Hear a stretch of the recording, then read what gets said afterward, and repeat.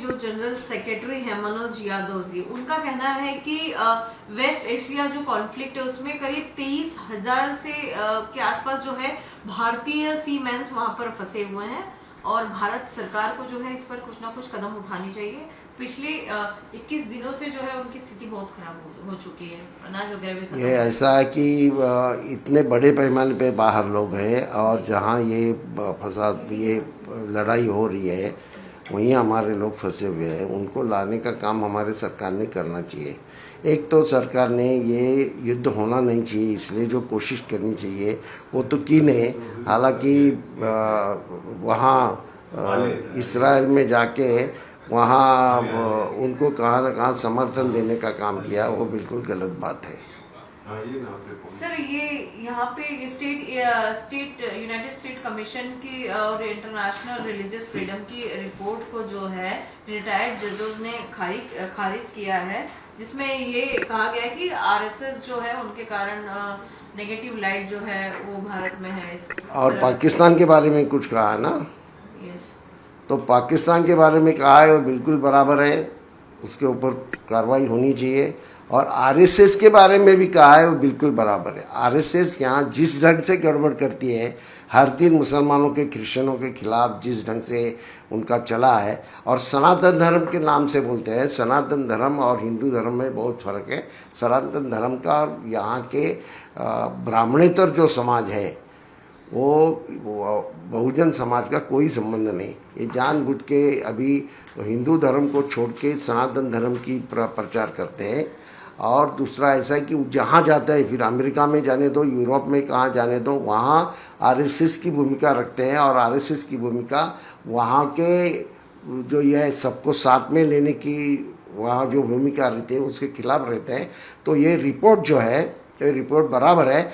और उसको विरोध करने वाले ये जो जजेस हैं, एक्स जजेस या एक्स ये ब्यूरोक्रेट्स, वो मेरे ख्याल से पुराने आरएसएस वाले ये हैं।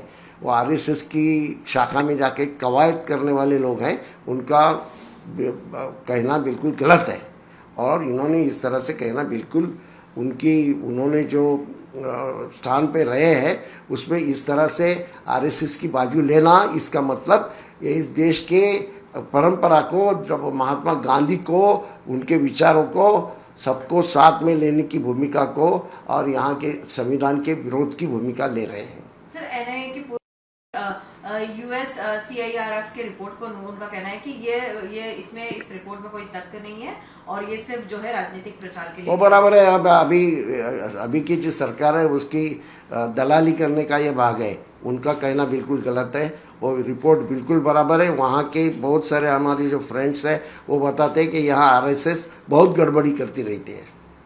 सर पाकिस्तान जो है वो वर्ल्ड का सबसे मोस्ट टेरर हिट नेशन बन चुका है, एक रिपोर्ट में ये सामने आया है, क्या कहना चाहेंगे? बिल्कुल बराबर है। पाकिस्तान जिस ढंग से काम करता है वो बिल्कुल गलत बात है। और इसके बारे में पाकिस्तान की जनता ने विचार करना चाहिए कि पाकिस्तान हमेशा इस तरह का क्यों करते हैं। धर्म के नाम के जब राजनीति होती है तो इसी तरह की होती है। सर ये पीएम नरेंद्र मोदी ने जो है हाई लेवल की मीटिंग बुलाई है एलपीजी शॉर्टेजेस को लेकर, फ्यूल को लेकर, क्रूड ऑयल को लेकर, जो भी अत्यावश्यक वस्तुएं हैं उसको लेकर हाई लेवल एक मीटिंग बुलाई है कि चीजें, अत्यावश्यक चीजें कम नहीं पड़नी चाहिए और ऊपर से ब्लैक मार्केटिंग वालों पर जो है कार्रवाई होगी।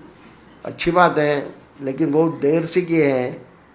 1 महीना होने आया, लोग अभी तकलीफ में हैं, लेकिन अभी भी कर रहे हैं तो ठीक है। ये पहले होना चाहिए था। Sir department of affairs committee of university of Jammu Kashmir ने जो है डिमांड किया है कि मोहम्मद अली जिन्ना का चैप्टर जो है पॉलिटिकल साइंस में से निकाला जाए, क्या कहना चाहिए? मेरा कहना है बिल्कुल बराबर है, निकाल लेना चाहिए। जिन्ना के और हमारी संबंध क्या है? जिन्ना ने ये देश को तोड़ने का काम किया है, उसके बारे में चैप्टर लिखने की ज़रूरत ये है कि उनकी क्या उसमें है मुझे मालूम नहीं, लेकिन जिन्ना साहब के बारे में उसमें कुछ लिखने की कुछ ज़रूरत है। लोगों को कुछ जिन्ना के बारे में सिखाने की भी ज़रूरत नहीं है। वो जो लोग डिमांड करते हैं कि वो हटाना चाहिए, मैं बिल्कुल उसका समर्थन करता हूँ। सर एमआईएम के चीफ अशरुद्दीन ओवैसी जी ने जो है पश्चिम बंगाल में असेंबली इलेक्शन में जो है हुमायूं कबीर के साथ अलायंस करने की घोषणा कर दी है, क्या कहना चाहेंगे? अच्छा, तो एक तरह से बीजेपी को मदद करने का काम वो कर रहे हैं, ठीक है, उनका हमेशा यही राजनीति रही है।